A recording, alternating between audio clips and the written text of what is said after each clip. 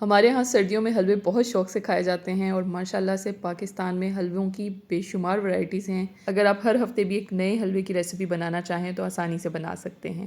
آج میں آپ کے ساتھ دال کے حلوے کی ریسیپی شیئر کروں گی۔ اسے آپ جما کے ٹکڑیوں میں کاٹ کے رکھ سکتے ہیں۔ تو آئیے اسے بنانا شروع کرتے ہیں۔ بسم اللہ الرحمن الرحیم۔ السلام علیکم مائی YouTube family, welcome back to my channel food ہٹ۔ دال کا حلوہ بنانے کے لیے یہاں پر میں نے چنے کی دال لی ہے۔ اسے کم سے کم 4 گھنٹے کے لیے بھگو لینا ہے۔ آپ چاہیں تو اسے رات بھر کے لیے بھی بھگو کے رکھ سکتے ہیں۔ اب اس میں 2 کپ پانی ڈالیں گے۔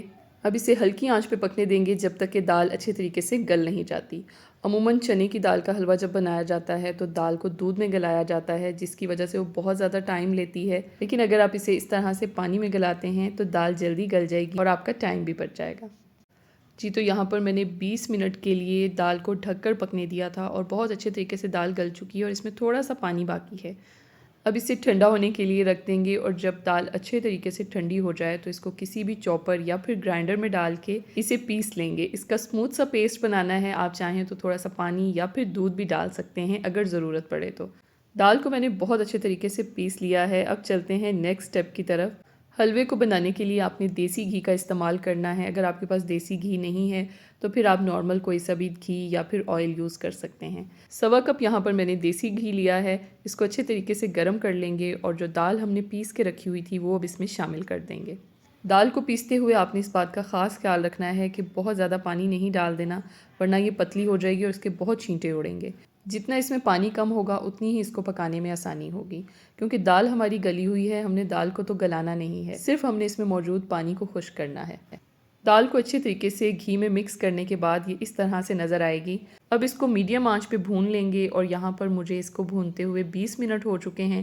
اس کا سارا پانی خشک ہو گیا ہے۔ اب اس کے اندر یہاں پر میں نے آدھا کپ دودھ ڈالا ہے۔ کوئی سا بھی خشک دودھ آپ استعمال کر سکتے ہیں۔ 1.5 کپ اس میں چینی شامل کریں گے اور 1 ٹی اسپون اس میں الائچی کا پاؤڈر شامل کر دیں گے۔ اب اچھے طریقے سے اس کو مکس کریں گے۔ 2 منٹ کے لیے ہم مزید بھونیں گے یا پھر اس وقت تک اس کو بھونیں گے جب تک کہ چینی اتنا پانی چھوڑ کے اچھے طریقے سے مکس نہیں ہو جاتی یا پگھل نہیں جاتی۔ اب اس حلوے کو جمانے کے لیے میں نے ایک ٹرے میں فوائل پیپر لگا لیا ہے تاکہ یہ نیچے نہ چپکے۔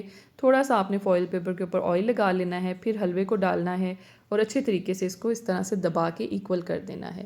یہاں پر میں نے پستے اور بادام لیے ہیں، ان کو بھگو کے ان کا چھلکا اتار لیا ہے اور ان کو باریک پیسز میں کاٹ کے اس طرح سے اس کے اوپر ڈال دیں گے۔ اب اسے ٹھنڈا کرنے کے لیے 3 سے 4 گھنٹے کے لیے رکھ دیں گے یا پھر اسے فریج میں رکھ دیں گے تاکہ یہ اچھے طریقے سے جم جائے۔ میں نے اسے 1 گھنٹے کے لیے فریج میں رکھ دیا تھا۔ بہت اچھے طریقے سے یہ سیٹ ہو چکا ہے، آپ دیکھ سکتے ہیں۔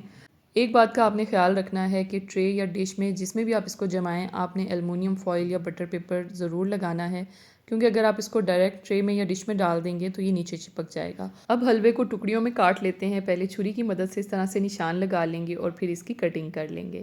بہت ہی زبردست یہ حلوہ بنتا ہے۔ آپ اسے بنا کے فریج میں بھی رکھ سکتے ہیں، 1 مہینے تک یہ بالکل خراب نہیں ہوگا۔ اس طرح سے آپ اسے پیسز میں کاٹیں اور اس کو آپ فریج میں رکھ دیں اور کھانے سے پہلے نکال کے مائکرو ویو میں گرم کر لیں۔ اگر آپ کے پاس مائکرو ویو نہیں ہے تو آپ ان ٹکڑیوں کو توے پہ بھی گرم کر سکتے ہیں۔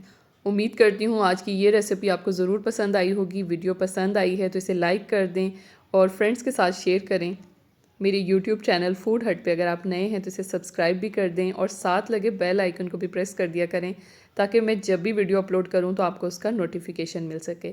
اس کے علاوہ مزید اپڈیٹس کے لیے آپ مجھے انسٹاگرام، فیس بک اور ٹک ٹاک پہ بھی فالو کر سکتے ہیں۔ آپ کو میری ریسیپیز کیسی لگتی ہیں کمنٹ باکس میں اپنی رائے کا اظہار ضرور کیا کریں۔ اگلی ویڈیو میں ملتے ہیں کسی نئی ریسیپی کے ساتھ۔ اللہ حافظ۔